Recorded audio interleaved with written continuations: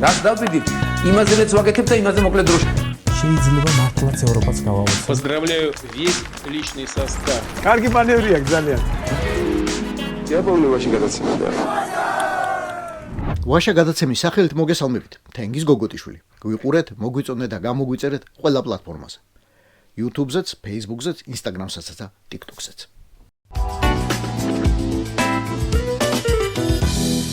ერთმა აქტიურმა პროჭორილელმა, რომელიც ოდესღაც საამაყო სპორტსმენი იყო, მერე კი თავის სახელსაც, მედლებსაც და თასებსაც უამრავი ავტოგოლი შეუგდო, პირველ რიგში პოლიტიკური ავტოგოლები. მემუარებს მიიღო თურმე ხელი. ახლა ინტერვიუში გაიხსენა, როგორ გააჩერა ომი 2008 წელს. ერთ ამბავს მოგიყვებით. 2008 წელს საქართველოში ომი იყო, საშინელი სიტუაცია იყო.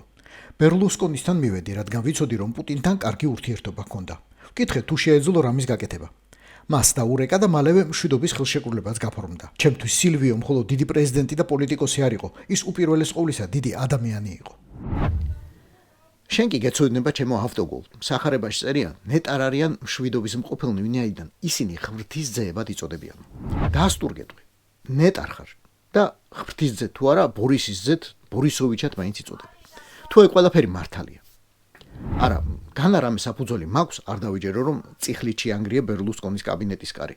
აი, ჯიქურ მიაჭერი და დაადექი თავს, ახლავე დაურეკე იმ შენ ძმაკას და გააჩერებინე ომიო. მე ერთუერ ვაფანკულუც დააყოლე ალბათ. არ მაქვს საფუძველი ეს ამბავი არ დავიჯერო, მაგრამ კითხვა მაინც მრჩება ეს ოხერი და ვის ვკითხო თუ არა შენ. 2008 წლის აგვისტოში ბერლუსკონი იყო იტალიის პრემიერ-მინისტრი. რომში იჯდა, სასახლეში.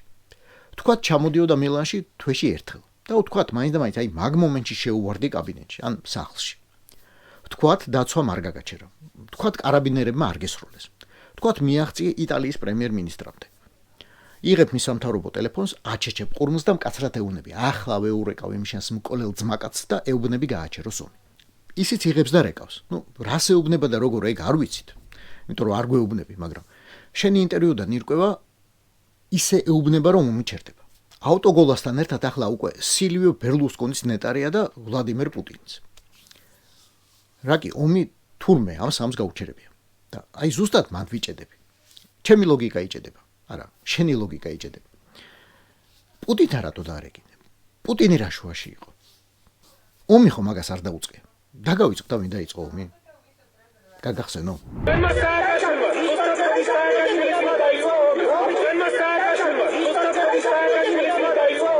დავითომ ბერლუსკონი სააკაშვილს ვერ დაურეკავდა.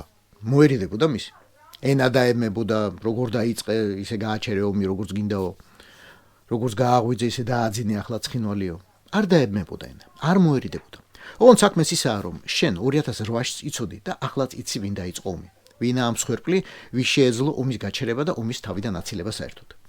და ვისთან უნდა დაერეკა გინდ სილვიოს, გინდ ნიკოლას, გინდ ანგელასა და გინდ ჯორჯს. ან და მამაზეც ერთს თუნდაც.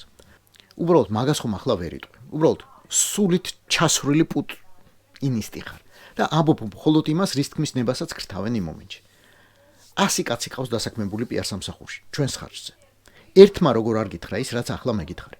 ერთმა როგორ ვერ შემოგაპარა, დაგცინებენ და გათრევენო. აი, ერთი მაინც როგორ ვერ მიხვდა, რომ ეგ ვითო მემუარები კიდევ ერთი ავტოგოლი გახდებოდა შენი პოლიტიკური კარიერის უკვე დაისზე. მით უმეტეს აი ახლა, როცა მთელი მსოფლიო ეპსტეინის ფაილებს განიხილავს, შენ კი ცხვირში პიტნად მაინც და მაინც ბერლუსკონის კაიკაცობას ტენი. ბერლუსკონისა, ვინც პედოფილიისთვის გაასამართლეს და პრემიერობიდან გააგდეს. დიახ, გაასამართლეს და გააგდეს. პედოფილიისთვის. შენს ადგილას ვინმე ჭკვიანი რომ ყოფილიყო, უბრალოდ გაჩუმდებოდა. თუმცა, ჭკვიანი გაჩუმდებოდა სამგორი აეროპორტის მიწისზე და მეტროზეც. თავის დროზე. ვარკეთილის მიწისქვეშა მეტროს რემონტზეც, ვაკის პარკის გაუთავებელ რეაბილიტაციაზეც, დიღმის ჭალებზეც, იპოდრომის პარკზეც, ჩუღურეთის ქუჩების გენერალურ რეაბილიტაციაზეც, პარკინგის მოგვარებაზეც და ბევრ სხვა რამეზეც. მართლა ჭკვიანი ბოლო არჩევნების მომენტით ისარგებლებდა და უხმაუროდ საერთოდ ჩახტებოდა რუსული გემიდან, რომელიც აუცილებლად ჩაიძირება. მაგრამ მე ჭკვიანებზე მაქვს ლაპარაკი ავტოგოლ და შენზე ნუ მიიღებ. შენ გააგზელე ხუტბის შესხმა პედოფილებისთვის.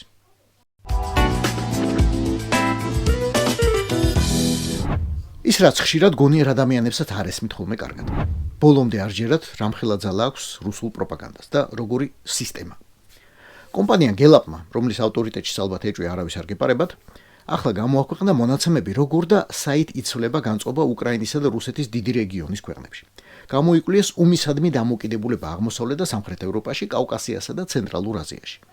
25 ქვეყნის სიას თუ თვალს გადაავლებთ, საბერძნეთის გარდა, ჯერ კიდევ 35 წლის წინ ყველაში დიალექტიკურ მატერიალებს ასწავლიდნენ და სადღაც ღრმად ქვეცნობიერში ვიღაცას რაღაც ჩარჩენილი ექნება. ასე რომ, რუსულ პროპაგანდას წესით აქ უკეთესი ნიადაგი უნდა კონდეს ფესვების გასაშვებად. ოღონდ ნახოთ როგორ გამოსდის. მწვანე ფერით აღინიშნება რუსეთის მოქმედების მოწონების მაჩვენებელი, ლურჯით უკრაინისა. ქვეყნები დალაგდა მიმდევრობით. სიის თავში ისინი მოხვდნენ, სადაც ყველაზე დიდი განსხვავებაა. ლიდერია სრულიად ბუნებრივი სამეული ლიეტუვა, ლატვია და ესტონეთი. მერე ცოტა გასაკვირად მოდის ალბანეთი, მეხუთეა პოლონეთი. შემდეგ აზერბაიჯანი, ხორვატია, ჩეხეთი, კოსოვო და საქართველო. ჩვენში პუტინს ემხრობა სულ 6%. სამაგიეროდ უკრაინის პოზიციას ეთანხმება 26. საშუალო სტატისტიკურად ეს კატასტროფა არაა. უკრაინა ამ გამოკითხვაში სიმპათიის საშუალოდ 24% იღებს. მაგრამ გელაპის მკვლევარები საგანგებოდ უსვამენ ხაზს, რომ ჯერ კიდევ 2024 წელს საქართველოში მხარდაჭერა იყო 10%-ით უფრო მაღალი. და ესაა ჩემი მთავარი სათქმელი ახლა. დამოუკიდებელი მედიის გაჩუმებისა და მხოლოდ კოლექტიური ნადეჟდას გაჯეჯილების ფასი საქართველოში. ასე გამოითქმის პროცენტებში ტვინების გამორეცხვის სტატისტიკა. ეგ კი კარგად იციან რუსებმა, მართლა კარგად. ამას და ამიტომ აკეთებს ბორია რუსი, სრულიად მიზანმიმართულად. ბოლომდე თუ ვერ დაარწმუნებს ყველას თავის ისტორიაში ან პუტინის კაიკაცობაში, ეჭვს მაინც გაუჩენს. კი, მაგრამ რა ალტერნატივა მაქვს? ისინი ვინც უპირისპირდება, ამათ ჯობიან? ეს ეჭვი მუშაობს მაშინაც, როდესაც გეკითხებიან კვერცხის გაიაფების გჯერა თუ არაო. და მაშინაც, როდესაც გეკითხებიან ლეგიტიმურია თუ არა პარლამენტად წოდებული ბანდაო. მაშინაც, როდესაც კითხავენ უკრაინას უჭერ მხარს თუ რუსეთსო. ეჭვი უკვე პოზიციაა. ეჭვი უკვე რუსის არ ბორის ივანაშვილის გამარჯვებაა. ეგ ეჭვი ამართლებს ყველა თეთრსა და დოლარს, რომელიც ამ წლების განმავლობაში თეთრად თუ შავად ჩაასხეს ნადეჟდაში, შალავატივიში, რუსთავიორსა და მასობრივი ზემოქმედების რაღაც სხვა ასავალ-დასავალებში. ცალკე ასახსნელია სიის შუა ნაწილი, სადაც უკრაინის მომხრეთა და პუტინის მოყვარულთა შორის განსხვავება 10%-ზე ნაკლებია. თვითონ გელაპი გამოყოფს ორ ქვეყანას, უნგრეთსა და სლოვაკეთს. ვიცით, რომ ეს ქვეყნები, ორი ქვეყანა, ყველაზე მეტად მტრობს უკრაინის ევროკავშირში და ნატოში გაწევრიანებას და ყველანაირად ეწინააღმდეგება როგორც მის დახმარებას, ასევე ანტირუსულ სანქციებს, მაგრამ არის ძალიან საინტერესო დაკვირვება და გელაპმა ეს ქვეყნები შიდა დაპირისპირების ფონზე შეისწავლა. აღმოჩნდა, რომ ფიცოს ოპოზიციონერთა შორის კიევს ემხრობა 45%, მოსკოვს კი სულ 3%. ორბანის ოპოზიციაში კიევს ამართლებს 41 და მოსკოვს 13. ისევ სიის თავში დაუბრუნდეთ. განა ლიეტუვაში, ლატვიასა და ესტონიაში დღეს აღარაა ცოცხალი ის ხალხი, ვინც ოდესღაც დიამატი და ისტმატი ისწავლა, პოლიტეკონომია ჩააბარა ან პარტისტორია დაიზუთხა. მაგრამ ეს ქვეყნები წლებიან მიზანმიმართულად მუშაობენ რუსული პროპაგანდის ფესვების დაჩეხვასა და ამოძირკვაზე. 2022 წლის თებერვლიდან კი უბრალოდ აკრძალეს რუსული ტელევიზიაცა და რუსული საიტებიც საერთოდ. ამ ქვეყნებს ესმით, რომ ომში არიან და საინფორმაციო სივრცე ისეთივე ბრძოლისველია, როგორც პაკროვსკი ან ბელგროდის ცა. საქართველოს ხელისუფლება წოდებულმა რუსულმა ორგანიზებულმა ჯგუფმა ეს სივრცე ნებაყოფლობით დათმო თავიდანვე და გამარჯვება სრულიად შეგნებულად გადაულოცა პირდაპირ პუტინს. მე გაგახსენებდით მაგალითად ტელევიზია პიკის დახურვას, თუ აქვს აზრი დღეს რაიმე შეხსენებას თქვენთვის.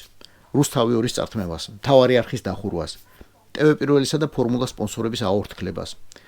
ნებისმიერი დამოუკიდებელი მედიის მიიყვანას შიმშილისა და უკვე დახურვის ზღვართან. დიახ, აი ეს ყველაფერი რუსობაა. ეგ ყველაფერი რუსეთია. ეს ადამიანების დატოვება არჩევანის გარეშე. ან საერთოდ არაფერი წაიკითხონ, არაფერს უყურონ, არაფერს უსმინონ. ან უბრალოდ გაწირონ თავი შათირიშვილ ჯაჯანიძე ანიკაშვილის საინფორმაციო აჯანყებისთვის, რომელიც სხვა არაფერია თუ არა მიზანმიმართული ფსიქოლოგიური ტერორი ადამიანებს. გელაპის კვლევის მიხედვით, საით მიდის საქართველო, რომელმაც 2 წელიწადში 10% დაკარგა. მიდის ტაჯიკეთისკენ, ან ყირგიზეთისკენ, სადაც ადამიანები უკვე დატოვეს საინფორმაციო ალტერნატივის გარეშე. დიახ, რიცხვებში ასე გამოიყურება ანიკაშვილიზაცია და შათირიშვილიზაცია. ეგ არის ალტერნატივა. მეორე პოლუსი იმ საზოგადოებისა, რომლებიც პოლიტიკური ევროპის ნაწილები უკვე არიან. რა ვიცი, ამას ქვია არჩევანი. რაიმე მხარე ჯერ კიდევ გვაქვს ეს არჩევი, ან რაიმე პერსპექტივა საერთოდ.